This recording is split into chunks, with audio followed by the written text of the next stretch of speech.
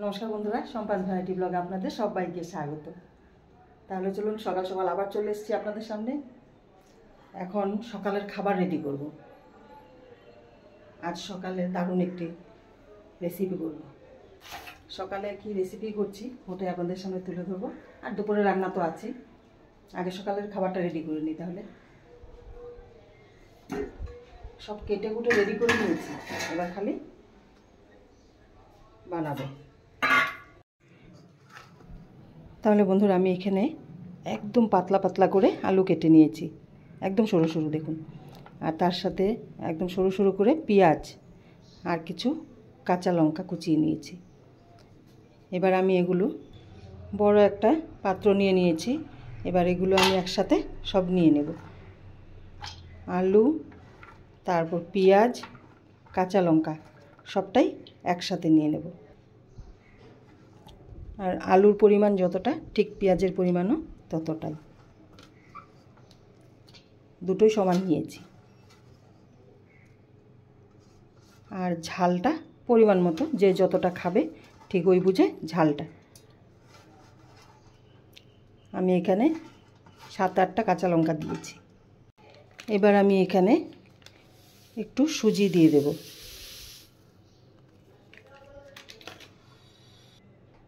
এবার দেব এখানে সামান্য আটা।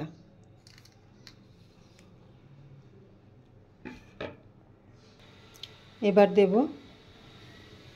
ঠিক হাফ বাটি, ছোটো বাটির হাফ বাটি ছাতু, ছোলার ছাতু। এবার পরিমাণ মতো নুন দিয়ে দিচ্ছি, আর একটু দেব চিনি। এবার আমি সামান্য চিনি দিয়ে দিচ্ছি। এবার আমি একটু হাতে করে জল নিয়ে মিশাবো, কারণ জলটা বেশি দেব না, পেঁয়াজের থেকে জলটা উঠবে, তাই একটু একটু করে মিশিয়ে নেব। আর আলু পেঁয়াজ দুটো থেকেই জল ছাড়বে, তার জন্য প্রথমে জলটা একটু কম করেই দেব। পুরোটা ভালো করে মেখে নিচ্ছি। আর এটা এভাবে মাখতে থাকলেই জল ছাড়তে থাকবে। এ দেখুন বন্ধুরা, জল আমি হাতে করে একটু করে দিয়েছি। এ দেখুন, জল বেশি দিতেই হলো না। তাহলে এটা ভালো করে মিশিয়ে নিয়ে এদিকে আমি তেল বসিয়ে দিয়েছি, সাদা তেল। আর এদিকে আমি আলু পেঁয়াজ এগুলো মেখে নিয়েছি। এবার আমি এগুলো ভেজে নেব। পকোড়ার মতো করেও ভাজা যাবে, আবার এরকম ছড়িয়ে ছড়িয়ে ছিটিয়ে ছিটিয়ে এইভাবে, এটা দারুণ লাগে খেতে। এভাবেও ভাজা যাবে। আমি দুটোই দেখালাম, আপনাদের যেটা পছন্দ।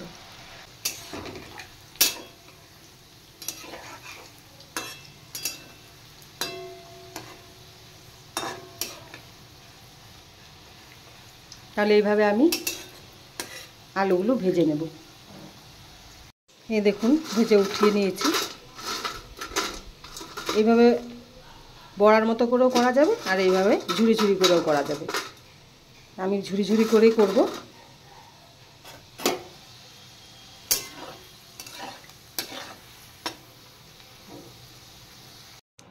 সব ভাজা হয়ে গেছে, একদম কুরকুরে হয়েছে। তাহলে এটা কি দিয়ে খাওয়া হবে? তাহলে চলুন সব রেডি করি। তাহলে বন্ধুরা, আমি সকালের খাবার একদম রেডি করে নিয়েছি। আর দেখেছেন না, আলুর ঝুরি করেছি। আপনারা চাইলে আলুর বড়া করেও নিতে পারেন, আর এইভাবে ঝুরি করেও নিতে পারেন। আর খাবো কি দিয়ে ওটাই দেখাচ্ছি আপনাদের। মেয়ের বাবা দুজনেই বাড়িতে নেই, এবার আমি একাই খাবো। আর কি দিয়ে খাবো দেখুন। তাহলে বন্ধুরা, এই নিয়ে নিয়েছি পান্তা ভাত। এই দেখুন, কাল দুপুরে ভাত রান্না করেছি, এবার রাতে জল দিয়ে ভিজিয়ে রেখেছিলাম। আর এদিকে আলুর ঝুরি, আর তার সাথে ধানি পেঁয়াজ, আর এখানে শুকনো লঙ্কা ভাজাও আছে। এখানে আবার কাঁচা লঙ্কা আছে। সকালের খাবারটা জমে যাবে একদম। তাহলে খাবারটা বেড়ে নিই। তাহলে বন্ধুরা, আমি এখানে ভাত বেড়ে নিয়েছি, কাঁচা লঙ্কা নিয়েছি, আর এদিকে ধানি পেঁয়াজ নিয়েছি। এই ভাতের সাথে পেঁয়াজগুলো একসাথে চটকে মাখতে হবে, পেঁয়াজের সেন্টটা ভাতে পুরোটা উঠবে। আর এর সাথে আমি নিয়ে নেব নুন। নুন নিয়ে নিলাম।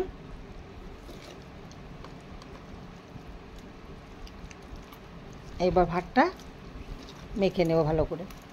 কাঁচা লঙ্কাটা ডলে খেলে ভালো হতো, কিন্তু কাঁচা লঙ্কাটা আমি ভাতের সাথে মাখছি না, কারণ হাত জ্বালা করবে, আমি কামড়ে কামড়ে খাবো। আর এর সাথে নেব একটা শুকনো লঙ্কা ভাজা।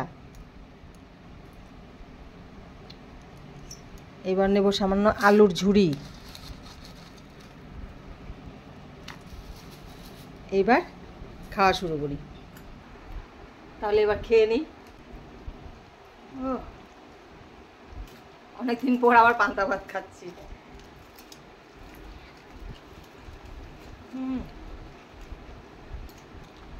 পেঁয়াজ খাই,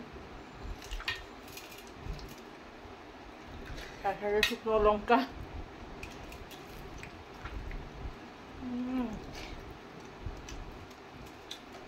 তার সাথে আলুর ঝুড়ি।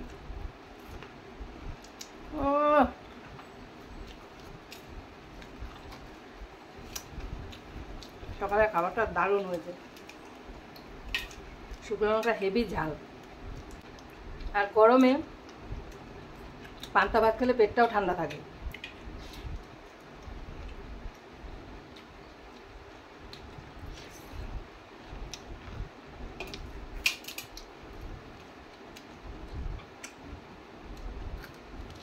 আর বন্ধুরা, পকোড়াটা যে আমি করেছি দেখেছেন আপনারা,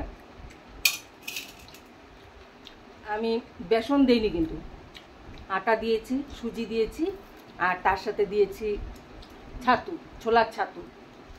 আপনারা ছোলার ছাতু দিয়ে খেয়েছেন কিনা জানি না, একবার ট্রাই করে দেখবেন, দারুণ লাগে খেতে। আর গরম গরম খেলে আরও বেশি ভালো লাগে, ঠান্ডা করলে অতটা ভালো লাগবে না। তাহলে আমি সকালের খাবারটা সেরে নেই, তারপর আবার দুপুরে দেখা হচ্ছে একদম রান্নার সময়। তাহলে বন্ধুরা, সকালে খাওয়া হয়ে গেছে, আর দেখলেন পান্তা ভাত খেয়েছি আজ। খাওয়া দাওয়া করে আবার মুখে পানও দিয়ে নিয়েছি। এবার যাব রান্নাঘরে। আর বন্ধুরা, পকোড়াটা যে করেছিলাম এতটা ভালো হয়েছে।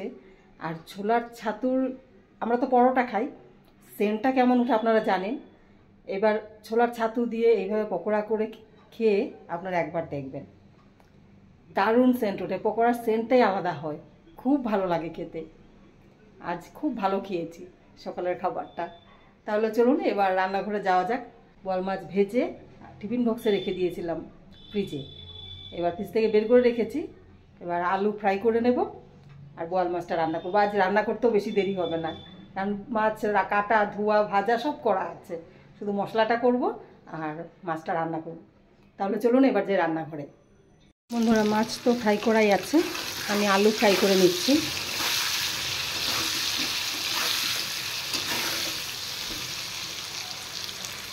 বন্ধুরা, আলু ভাজা হয়ে গেছে, এবার মাছের জন্য মশলা করব। আদা আর পেঁয়াজ নিয়ে নিয়েছি, আদা আর পেঁয়াজ পেস্ট করে নেব। আদা আর পেঁয়াজ পেস্ট করে নিয়েছি, এবার এর সাথে আমি জিরের গুঁড়ো মিশিয়ে নেব। এবার দেব লঙ্কার গুঁড়ো, এবার শুকনো লঙ্কা দিয়ে দিচ্ছি।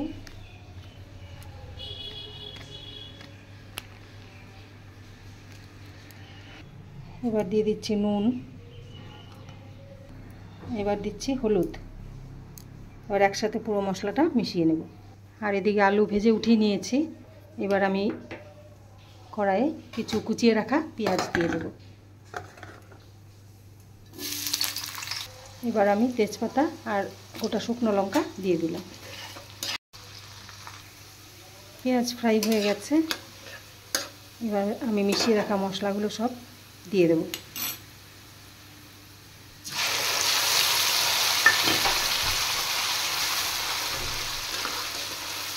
হলুদ, নুন সবই দেওয়া আছে, লঙ্কার গুঁড়ো। এবার শুধু মশলাটা কষিয়ে নেব। মশলা ফ্রাই হয়ে গেছে, এবার আমি দিয়ে দেব জল।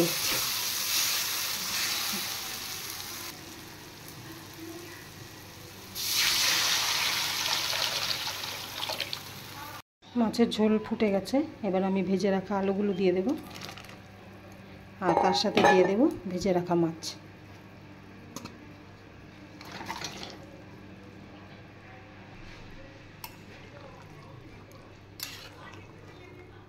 মাছের ঝোল হয়ে গেছে, এবার নামিয়ে সবাইকে খেতে দেবো। এবার একটু গরম মশলার গুঁড়ো দিয়ে দিয়েছি, ওটা আর দেখানো হয়নি। তাহলে বন্ধুরা আমার রান্নাবান্না কমপ্লিট। আর যা গরম দিয়েছে মানে বলার মতো না, সত্যি এত গরম, এইবার বেশি গরম দিয়েছে মনে হচ্ছে।